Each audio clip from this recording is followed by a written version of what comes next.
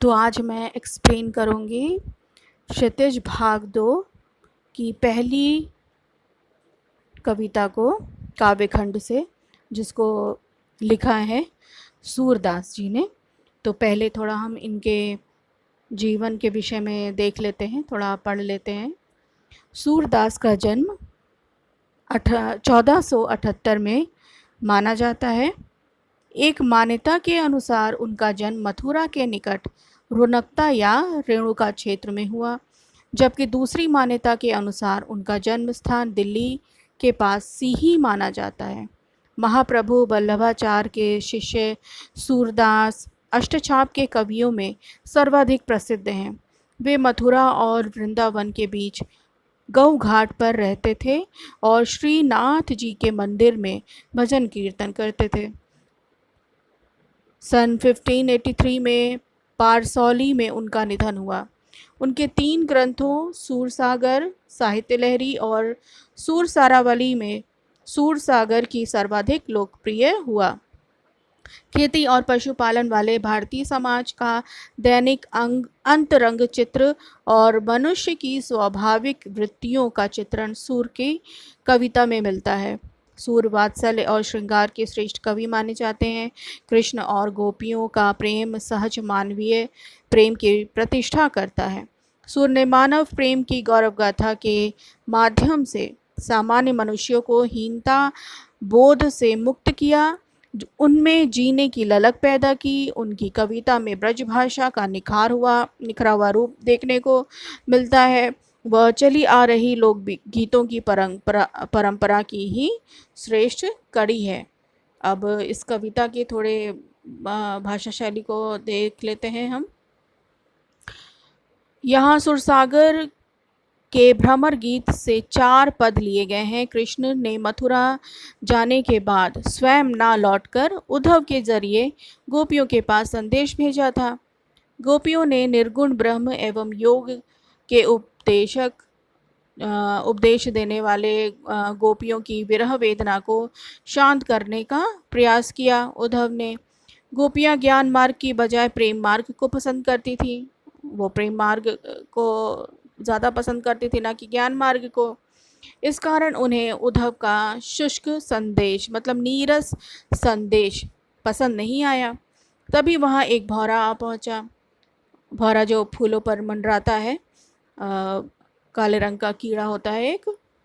यहीं से भ्रमर गीत का प्रारंभ होता है। गोपियों ने भ्रमर के बहाने उद्धव पर व्यंग बाण छोड़े।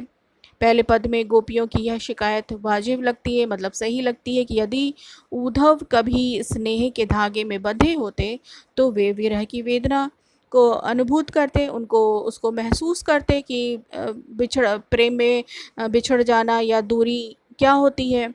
दूसरे पद में गोपियों की यह स्वीकारोक्ति कि उनके मन की अभिलाषाएं मन में ही रह गई, मतलब वो उस योग साधना की बातों को सुनकर और उद्धव को देखकर अपने मन की बातों को वो व्यक्त नहीं कर पाई। उनके मन की जो इच्छा थी, जो सोच थी, वो मन ही में रह गई। कृष्ण के प्रति उनके प्रेम की गहराई को अभिव्यक्त करती हैं। तीसरे पद में वे उद्धव की योग साधना को कड़वी ककड़ी जैसा बताकर अपने एकनिष्ठ प्रेम में दृढ़ विश्वास प्रकट करती हैं। चौथे पद में हम देखेंगे उद्धव को ताना मारती हैं कि कृष्ण ने अब राजनीति पढ़ ली है। अंत में गोपियों द्वारा उद्धव को राजधर्म मतलब प्रजाहित याद दिलाया जाना सूरदास की लोक धार्मिकता को दर्शाता है। तो अब हम यहाँ पर पहला पद पढ़ते हैं, इसकी व्याख्या हम देख लेते हैं। उद्धव तुम हो अति बड़भागी, अपरस रहत स्नेह तगाते, नाहिन मन अनुरागी, पुरीन पात रहत जल भीतर, तारस देह न दागी, ज्यों जल माह तेल की गागरी, बूंद न ताको लागी, प्रीति नदी में पाँव न बोरियो, दृष्टि न रूप परागी, सूरदास अबला हम भोरी, गुर चाटी ज्यों पागी। तो कुछ शब्दों के अर्थ एक बार देख लेते हैं। बड़भागी मतलब भाग्यवान, अपरस, आलिप्त, नीरस या अछूता, तगा धागा बंधन का, पुरैन पात कमल का पत्ता, दागी दाग धब्बा, माह में, प्रीति नदी प्रेम की नदी, पाँव पैर, बोरियो डुबोयो, परागी मुक्त होना, गुड़ चाटी ज्यों पागी। जिस प्रकार चींटी गुड़ में लिपटी है उसी प्रकार हम भी कृष्ण के प्रेम में अनुरक्त हैं।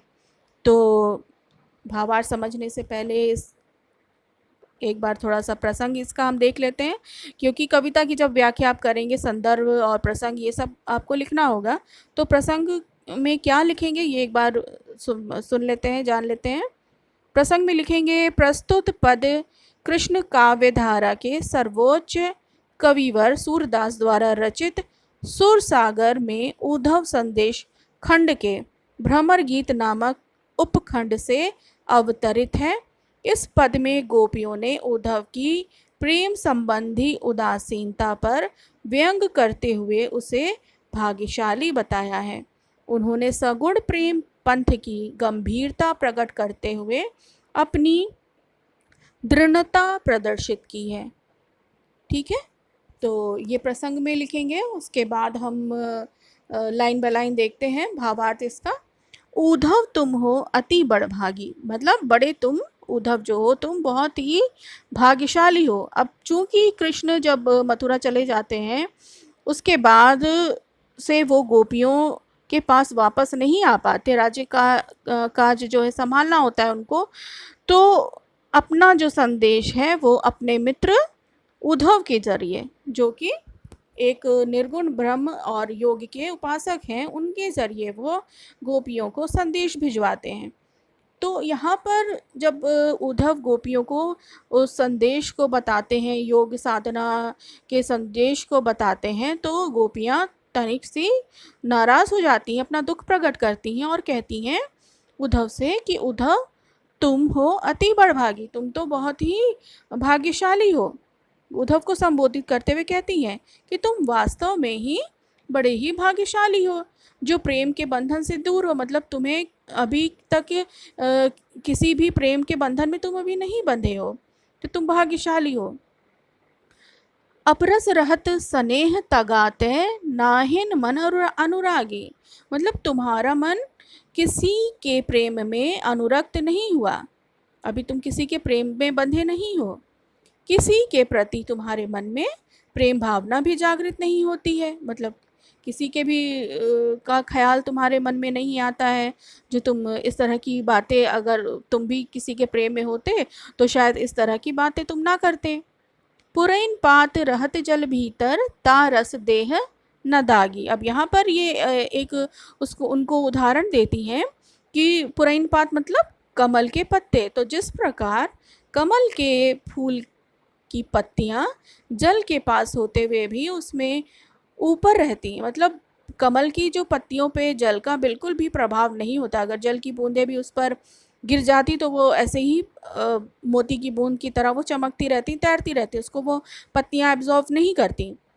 तो तुम जो हो पत्तियाँ जो कमल की हैं जल के पास होते हुए भी जिस प्रकार जल का उन पर असर नहीं होता, एक भी बूंद उन पर नहीं ठहरती, उसी प्रकार तेल की मटकी मतलब, और जिस प्रकार तेल की मटकी, यहाँ पे जैसे लिखा है ना 4th लाइन में, ज्यों जल माह तेल की गागरी, मतलब जिस प्रकार तेल की मटकी को जल में भिगोने पर, मतलब तेल की मटकी है तो अंदर तेल भरा होने के कारण जो मटकी होती है तो वो बाहर भी अब्जॉर्ब कर लेती है ऑयल को, तो वो उस पर पानी का उस पर भी कोई असर नहीं होता, बूंदना ताक को लागी, तो उसके ऊपर जल की एक भी बूंद नहीं ठहरती। उसी प्रकार तुम्हारे भी कृष्ण का रूपाकर्षण और सामीप्य का कोई प्रभाव नहीं पड़ा, मतलब तुम कृष्ण के इतने नज़दीक रहकर भी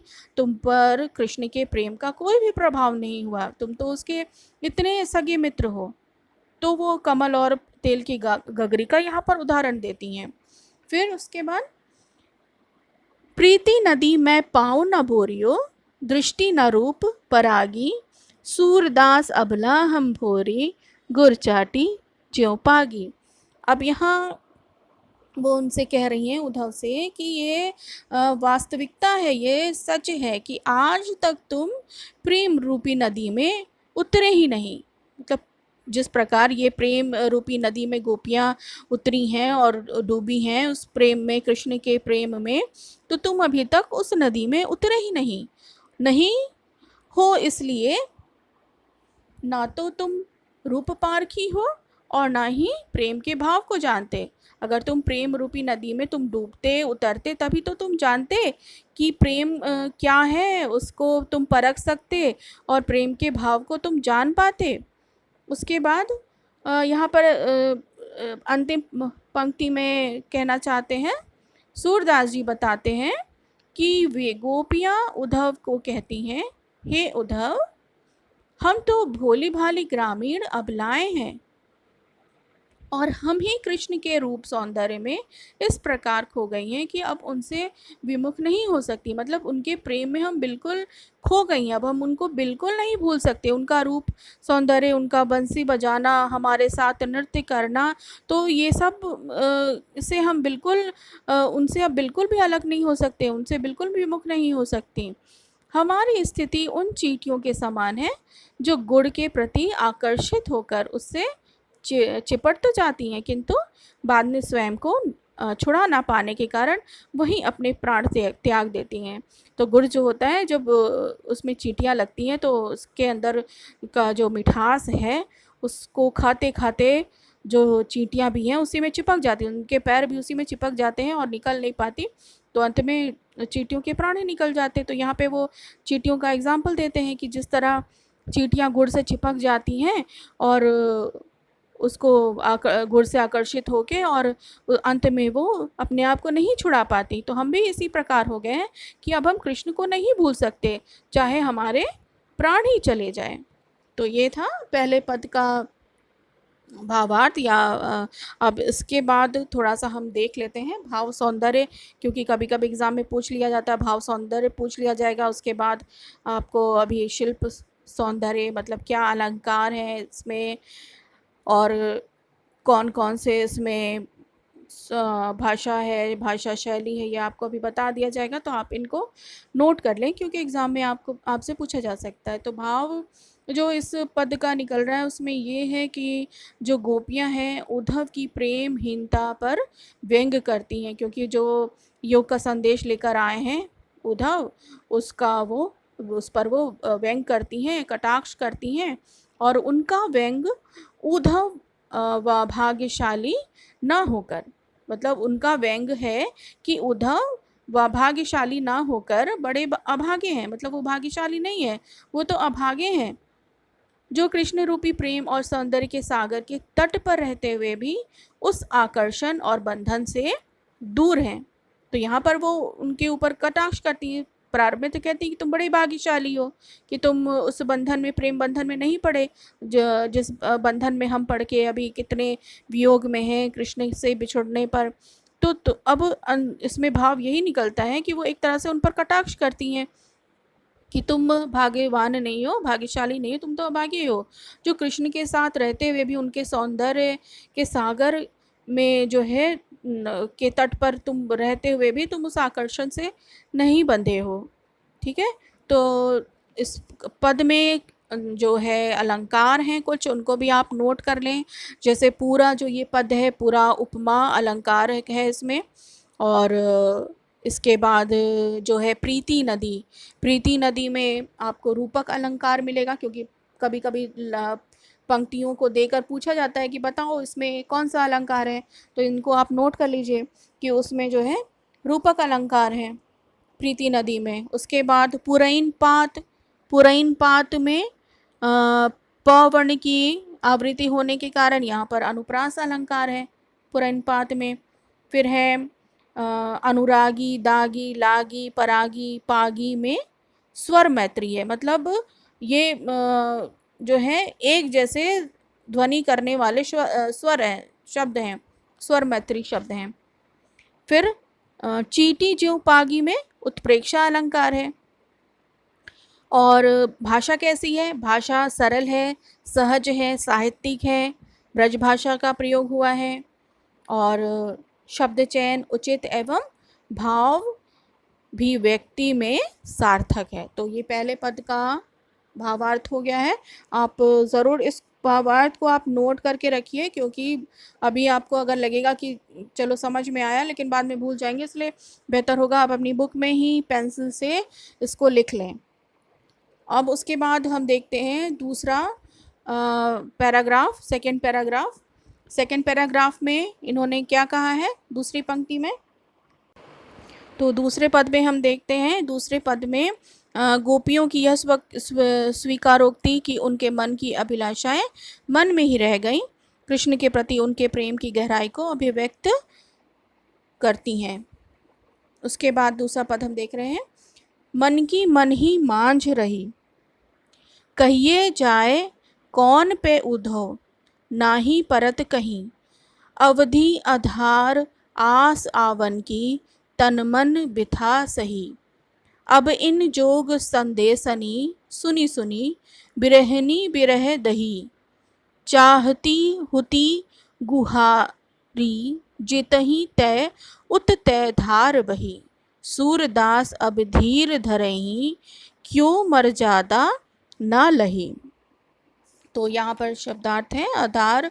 आधार का अर्थ है आधार, आवन, आगमन, बिथा, व्यथा, बिरहनी वियोग में जीने वाली, बिरहदही विरह की आग में जल रही, होती थी गुराही रक्षा के लिए पुकारना, जितही तय जहाँ से, उत उधर वहाँ, धार योग की प्रबल धारा, धीर धैर्य, मर्यादा मर्यादा प्रतिष्ठा, नलाई नहीं रही नहीं रखी। ठीक है, तो इसके बाद हम देखते हैं इसका प्रसंग देख लेते हैं एक बार। तो इसमें प्रसंग में आप लिखेंगे इस प्रकार से, प्रस्तुत पद उस समय का है जब उद्धव गोपियों के पास योग ज्ञान का संदेश लेकर पहुंचते हैं। उनके संदेश को सुनकर गोपियां कृष्ण के प्रति अपने प्रेम की अनन्यता को प्रकट करते हुए स्वीकार करती हैं कि उनकी सभी अभिलाषाएं मन में ही रह गईं, क्योंकि गोपियां उद्धव से कहती हैं कि हे उद्धव, कृष्ण से मिलने की अभिलाषा हमारे मन में ही रह गई। मतलब हम जो मिलना चाहते थे उनसे, तो ये इच्छा हमारे मन में ही रह गई, क्योंकि हम उनसे फिर मिल नहीं पाए। हमें यह आशा थी कि शीघ्र ही कृष्ण के दर्शन हो जाएंगे। हम चाहती थी कि जिन बातों को ना कहना पड़े उन बातों को अब हम किससे कहें। मतलब वो चाहती थी कि कृष्ण से हम अपनी मन की बातों को कहेंगे और उनसे भी अपने हृदय की हर एक बात को बताएंगे। तो ये सारी इच्छाएं तो हमारे मन में ही रह गई। अब हम अपने मन की बातें अब हम किससे कहें? हम अपने मन की बातें केवल कृष्ण को बताना चाहती थी, लेकिन उनके ना आने पर अब हम किसके सामने अपनी इच्छा व्यक्त करें? फिर वो कहती हैं उद्धव से कि हम तो उनसे कृष्ण से मिलने की आस में कब से थे, उनकी प्रतीक्षा में थे कि हम अपने मन की बातों को कहेंगे, और उस विरह में हम जल भी रहे थे। लेकिन तुमने जो योग की बात कही है, तो यह योग की बात हमारे उस विरह अग्नि में घी का काम कर रही है। मतलब हमारी जो विरह अग्नि है उसको वो और ही जला रही है। तो वो कहती हैं कि अब तुम्हारे द्वारा योग ज्ञान के इस संदेश को सुनकर हम कृष्ण के वियोग में जीने वाली गोपियाँ विरह की आग में जलने लगी हैं। मतलब हम तो उनके वियोग में जी रहे थे, उससे कृष्ण से मिलने की आस में, लेकिन आपका जो ये योग संदेश है उसको सुनकर तो हमारे विरह की आग जो है और धधक उठी है और जलने लगी है। जिधर से हम विरह की आग से रक्षा करने के लिए पुकारना चाहती थी, और हम चाहती थी कि कृष्ण को हम पुकारे अपने विरह की आग से जलते हुए, तो उधर से यह प्रचंड अग्नि की धारा प्रज्वलित हो गई। ठीक है, तो हम जो है कृष्ण के वियोग में विरह में व्याकुल होकर उनसे मिलने की इच्छा व्यक्त करना चाहती थी, और कहती हैं कि वे ज्ञान योग का संदेश भेजकर हमें विरह की अग्नि में जला रहे हैं। वो ऐसा करके अच्छा नहीं कर रहे हैं, वो हमें जो है वो कर रहे हैं, दुखी कर रहे हैं। फिर यहाँ पर कहते हैं सूरदास कि सूरदास अब धीर धरे ही, क्यों मर जादा न लाही। अब यहाँ सूरदास कहते हैं कि श्री कृष्ण ने ही तो स्वयं धैर्य की मर्यादा को जो है तोड़ा है, तो हम क्यों धैर्य रखें, हम क्यों धीरज धर के बैठे रहें।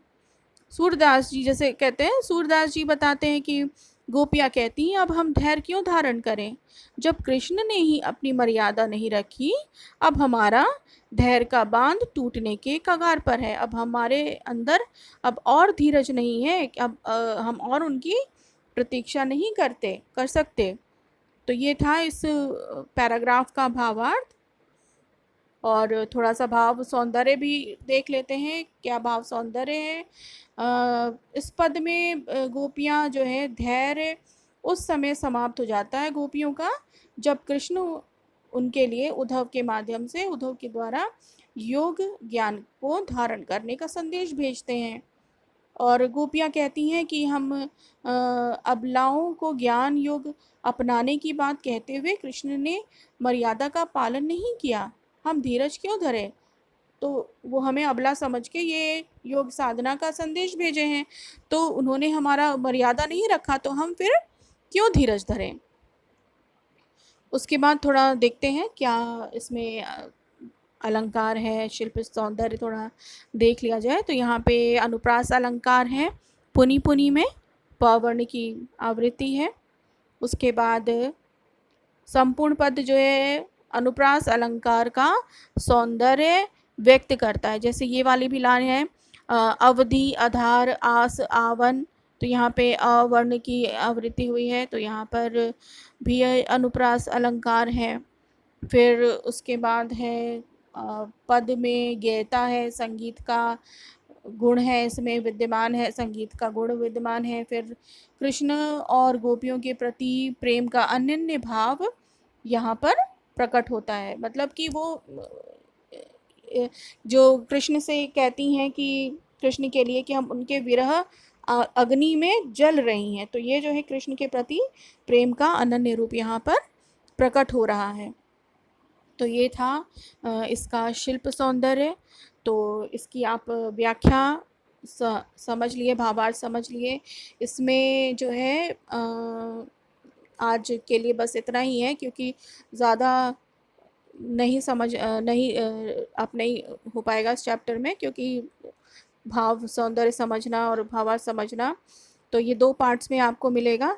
तो इसमें से कुछ प्रश्न हैं जिनको आप करेंगे, और आप नहीं कर पाते तो फिर वो भी आप मुझे बताइए, उसको आपको सॉल्व करवा दिया जाएगा। जैसे इसमें से आप पहला प्रश्न कर सकते हैं, गोपियों द्वारा उद्धव को भाग्यवान कहने में क्या व्यंग्य निहित है। तो यहाँ पर आप इस प्रकार से लिख सकते हैं कि गोपियाँ उद्धव को भाग्यवान बताने के पीछे उनका यह संदेश है, उनको ये कहना चाहती हैं कि उद्धव जो है बड़े अभागे हैं, वो कृष्ण के सौंदर्य और प्रेम रूप के समीप रहकर भी उनसे जो है दूर हैं, अछूते हैं, उनके आकर्षण में नहीं पड़े। तो यहाँ पर जो है पहला, दूसरा और तीसरा क्वेश्चन जो है आप सॉल्व कर लीजिएगा, और आंसर में कुछ परेशानी होती है तो आप मुझे इन्फॉर्म करिएगा। दूसरे प्रश्न को थोड़ा सा देख लो।